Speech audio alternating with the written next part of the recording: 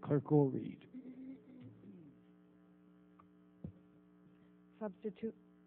Substitute amendment to H.R. 2410 offered by Mr. Berman to the amendment offered by Mr. Burton. Strike Section 1202 and insert the following. Section 1202, support to Israel for missile defense. The amendment should be considered as read without objection, and I recognize myself on behalf of my substitute amendment. Like the gentleman, I am a very strong supporter of a variety of different programs that the United States is working with the government of Israel in terms of dealing with short, intermediate, and longer-range missile defense.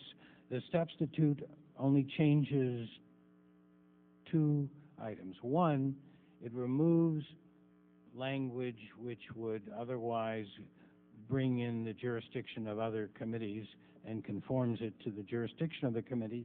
And secondly, it eliminates reference to NATO, and because the words deployment as soon as is technologically possible when dealing with NATO can be viewed as, I interpret that as a possible mandate on us to deploy something with which a little bit of negotiations, for instance, in the context of what we're planning to do in Poland and the Czech Republic vis-a-vis Iran's missile threat, some discussions and negotiations with other parties, in this particular case the Russians, can create a much broader base of support for effective missile defense. And I interpret your language as literally offered, and the inclusion of the NATO countries to perhaps limit and constrain the ability to do that. The substitute speaks to the issues that you addressed as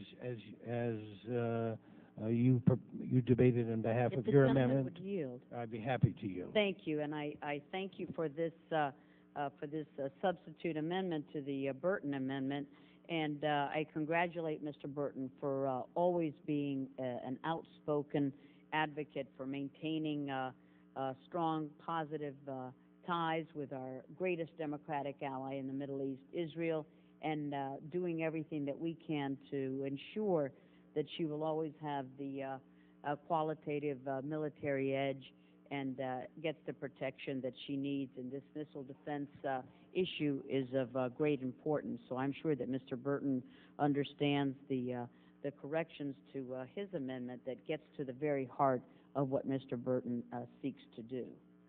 Thank you for so eloquently stating my position. I agree. And I agree with your eloquent statement of his position. And if we can go to the vote on the substitute amendment, all those in favor say aye. Aye. All opposed, no. The ayes have it. The substitute amendment is adopted.